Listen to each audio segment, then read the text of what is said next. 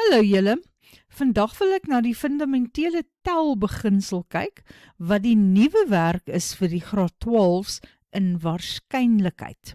Nou ja, ek het die fundamentele telbeginsel hier uitgeskryf en ek gaan hom vir julle lees, maar dit kan nogal 'n bietjie ingewikkeld klink en daarom gaan ons sommer dadelik daarna na 'n voorbeeld kyk.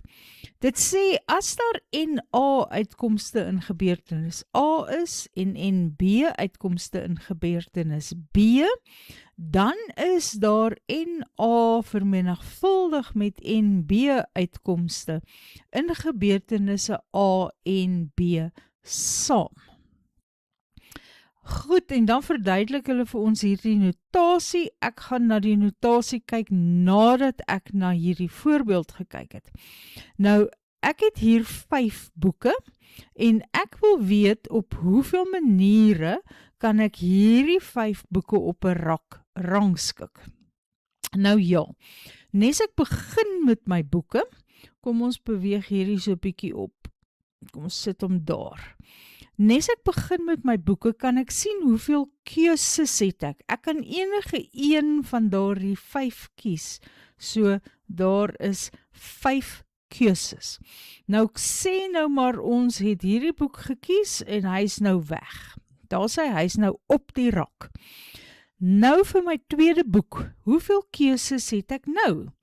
Ek het 4 keuses, want daar is net 4 boeke oor.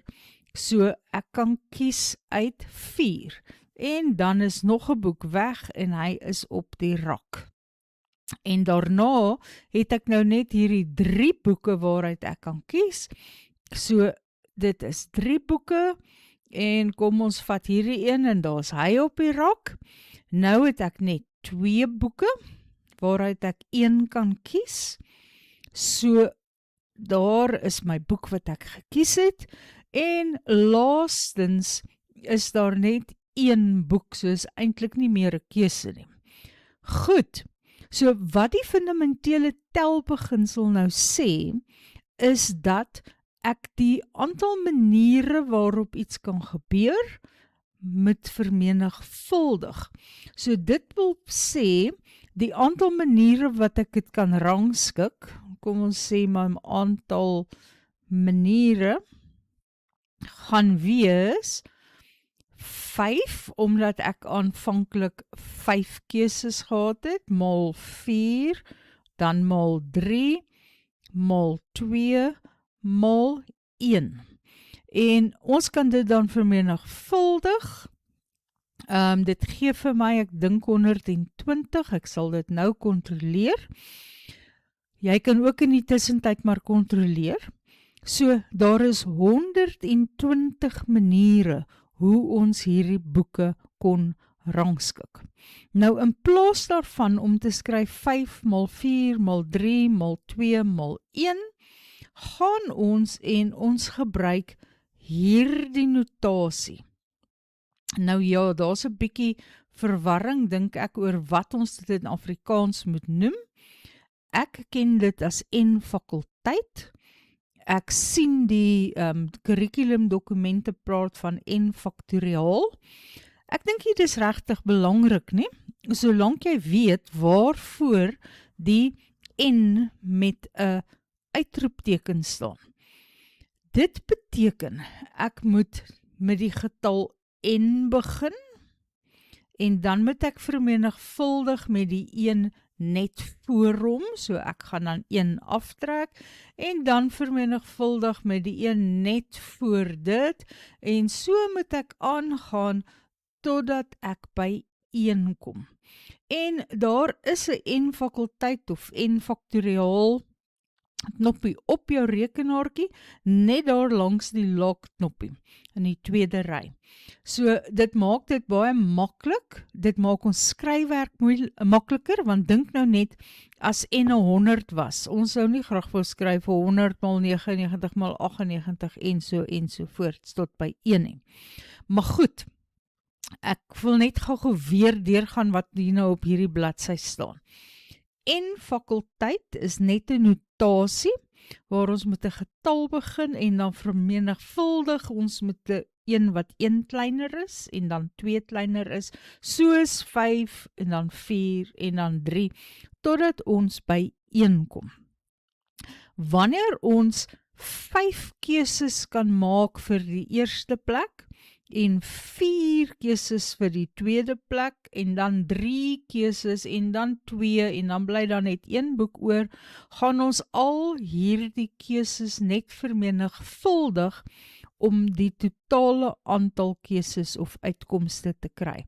So dis basies wat die fundamentele telbeginsel hier vir ons sê, wanneer ons N maniere het vir iets, en daarna het ons en B maniere vir die volgende ding, dan maal ons die 2.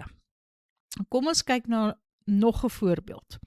Nou hierdie slag wil ek letters rangskik, en ek het die woord nee gekies. Nou nee bestaan uit 3 letters. Dit is 'n N en 'n E en 'n E. Nou jy kan sien hier op my skerm, ek het reeds 'n klomp groepies van daardie 3 letters gemaak. So, die eerste geval waarna ons gaan kyk is as die letters wat herhaal word nie as identies beskou word nie. So ons sien hulle as verskillende letters. Jy sal sien ek het my een E blou gemaak en my ander een rooi, sodat ons net tussen die 2 kan onderskei. Nou, kom ons begin en ons maak hierdie baie prakties, ons begin vir onsself letters rangskik.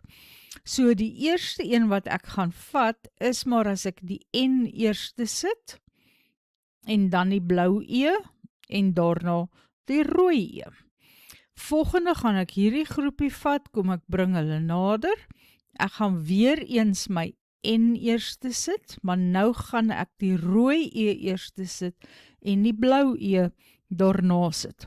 So, daar is my 2 moontlikhede as ek met N begin. Nou gaan ek met die blou E begin.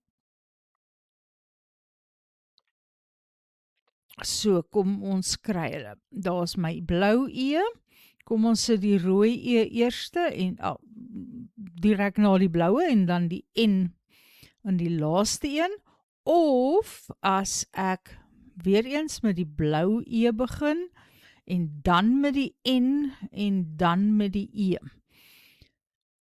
En my laaste opsie is as ek begin met die rooi E. Nou het ek my rooi E daar gelos. Rooi E, dan die blou E, en dan die N. Of ek kan begin met die rooi E, en dan die N, en dan die blou E. Goed, so daar is ons moontlike rangskikkings, daar is 6 van hulle. Maar kyk 'n bietjie mooi, is hierdie nee anders as daardie nee?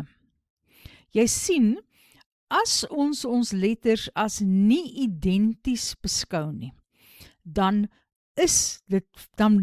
sien ons hierdie as 2 verskillende rangskikkings. Dieselfde gebeur hier. Kan jy sien, daar het jy 1, en hier staan ook die woord 1. En ons sien dit as 2 verskillende rangskikkings, omdat ons die E's nie as identies beskou nie. En hier is ene, en dis weer dieselfde storie. Dis eintlik maar dieselfde rangskikking. Rangskikking is E en E. So, hier het ek 6 rangskikkings. En hoe kan ek dit skryf vir 6 rangskikkings? Goed, ek kan dit skryf as ek beskou ek het 3 letters, ek het 3 keuses vir die eerste letter, ek het 2 keuses vir die tweede letter, en dan is daar net 1 keuse oor. So, dit is inderwaarheid 3 faktoriaal, en 3 maal 2 is 6. So, ons kan dit eintlik baie prakties hier sien. Nou wil ek kyk wat gebeur as die letters wat herhaal word as identies beskou word. Jy sien, ek gaan dan daardie twee nees net as een rangskikking beskou. Ek gaan hierdie twee een ook net as een rangskikking beskou, en daardie E en E is 'n derde rangskikking. So, dan weet ek, daar is 3 rangskikkings.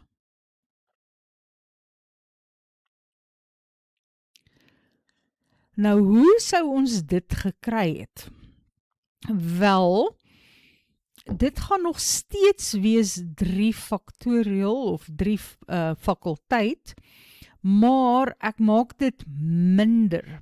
En dit waarmee ek dit minder maak, is die letters wat herhaal word. Jy sien, vir my N het ek net 1, maar vir my E het ek 2.